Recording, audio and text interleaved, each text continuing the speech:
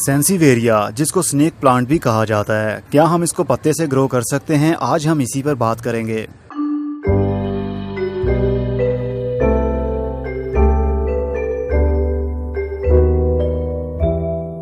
अस्सलाम वालेकुम मेरे दोस्तों, सजनों और बेलियों। मैं हूँ इजहार अहमद और वेलकम करता हूँ आपको किचन गार्डनिंग चैनल पर। और उम्मीद भी रखता हूँ कि आप सब लोग खैरियत से होंगे, फिटफाट होंगे, अच्छे से कामों में खूब अच्छे से बिजी होंगे।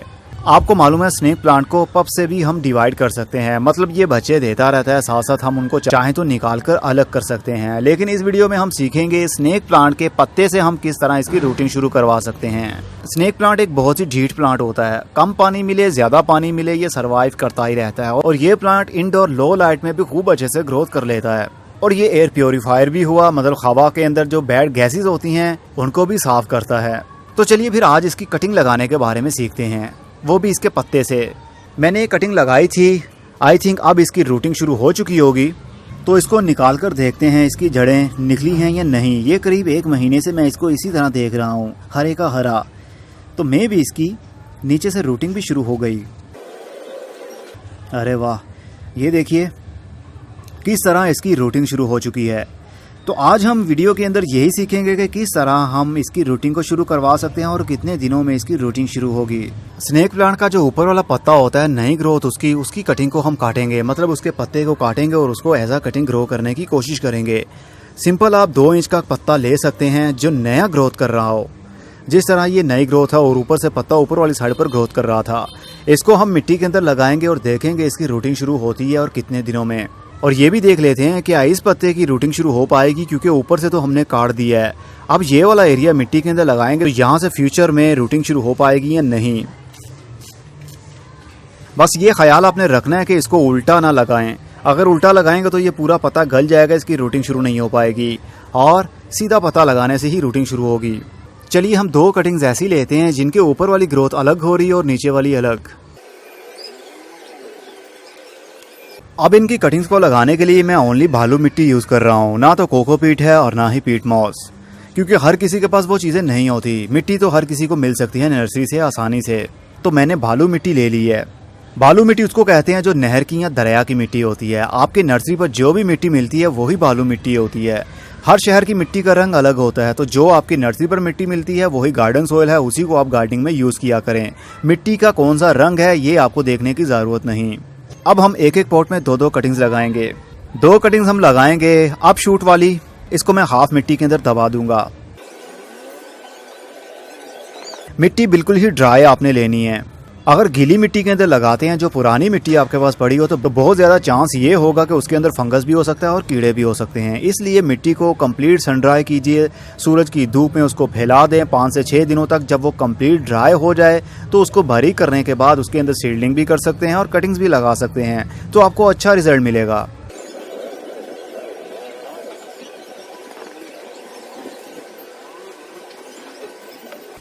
आज सितंबर की 20 तारीख हो चुकी है और ये काम आप पूरे 12 महीने में किसी भी दिन कर सकते हैं, क्योंकि इसकी ग्रोथ का कोई भी सीज़न नहीं होता। ये 12 महीने इसी तरह ग्रोथ करते ही रहते हैं और इसकी कटिंग भी कभी भी लगाई जा सकती है। लेकिन बहुत ज़्यादा गर्मी जैसे मई और जून के महीने में इसकी कटिंग नहीं लगानी, क्योंकि उस मौसम में काफ़ी हीट होती है और कटिंग गल सकती है। सितंबर की आज 20 तारीख हो चुकी है और अब देखेंगे कब तक इनकी रूटिंग शुरू होती है। इन दोनों में से कौन कामयाबी से ग्रोथ करता है, लेकिन मुझे तो लगता है कि ये वाली ग्रोथ अच्छी रहेगी और ये वाली ग्रोथ में भी गल भी जाए, में भी इसकी रूटिंग शुरू हो भी जाए, क्योंकि ऊपर वाला एरिया हमने काट दिया था और ऊपर से मॉइस्चर इसका आहिस्ता आहिस्ता उड़ता रहेगा और ये पत्ता कंप्लीट ड्राई हो सकता है। इसलिए हम एक्सपेरिमेंट करेंगे दोनों कटिंग्स के ऊपर। इसको पानी ज्यादा नहीं देना, नहीं तो ये गल जाती है, और ना ही कंप्लीट ड्राई होने देना है। सिर्फ इतना मॉइस्चर इसके अंदर मौजूद होना चाहिए जितना अभी आपको दिख रहा है, मतलब मिट्टी बहुत ज्यादा गीली नहीं होनी चाहिए और ना ही बहुत ज्यादा खुश्क। इसको हम शेडी एरिया में रखेंगे ताकि इसकी रूटिंग आसानी से शुरू हो सके। तो आप मेरे साथ रहें। जिस मिट्टी के अंदर कटिंग लगानी हो उसके अंदर ना तो गाय का गोबर यूज किया जाता है और ना ही कोई कंपोस्ट, ना ही कोई और खाद। सिंपली मिट्टी के अंदर ही आप कटिंग लगाएं तो अच्छा रिजल्ट मिलता है। 72 दिन बाद इतने दिन गुजर गए, ये अभी तक मुरझाए नहीं। इसका मतलब कि इसकी ग्रोथ नीचे से शुरू हो चुकी होगी, लेकिन ऊपर से अभी तक ग्रोथ शुरू नहीं होगी। उसकी एक रीज़न है, जब हम किसी पौधे को पत्तों से ग्रो करने की कोशिश करते हैं तो उसकी ग्रोथ तो शुरू हो जाती है, लेकिन बहुत ही लेट। क्योंकि पत्ते की सबसे पहले रूटिंग शुरू होगी और उसके बाद में आहिस्ता आहिस्ता से कहीं ना कहीं से शूटिंग मतलब पत्ता निकलेगा जो कि ब्रांच की सूरत लेगा और हमने लगाया ही ओनली पत्ता था, जिसकी वजह से रूटिंग तो शुरू हो चुकी होगी लेकिन ऊपर से ग्रोथ शुरू नहीं हुई। इसलिए सबसे अच्छा यही रहेगा हमारे लिए कि हम पप्स के थ्रू ही पौधों को मल्टीप्लाई करें। वो सबसे आसान तरीका है और पप्स भी ज्यादा से ज्यादा निकलते रहते हैं, जिस वजह से हमारे पास काफी पौधे बन सकते हैं। 72 दिन गुजर जाने के बाद भी अभी तक ऊपर से कोई भी इसकी शूट, कोई नया पत्ता ग्रोथ में नहीं आया। तो मैं तो 100% श्योर हूँ कि इसके नीचे रूटिंग शुरू हो चुकी होगी, क्योंकि पत्ते अभी तक वैसे के वैसे ही हैं जिस तरह हमने इसको लगाया था। तो चलिए फिर इसको खोल कर देखते हैं।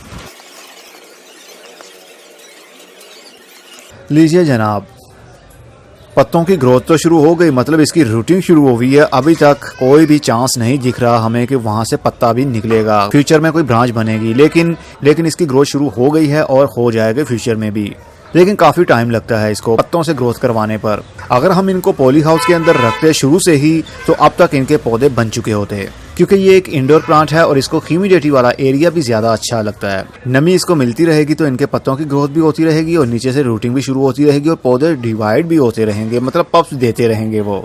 हमने इसको ओपन में ही रखा था, इसलिए इतना लेट रिजल्ट हमें देखने में मिला। चलिए इसका देखते हैं।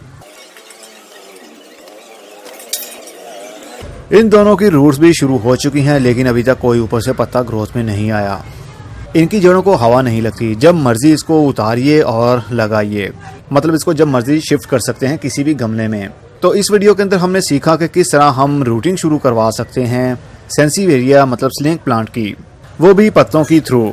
अब मैं इसको दोबारा से लगा दूंगा किसी गमले के अंदर और रख दूंगा पॉली हाउस के अंदर, और होपफुली 1 महीने के अंदर अंदर ही उसके पत्तों की ग्रोथ भी शुरू हो ही जाएगी।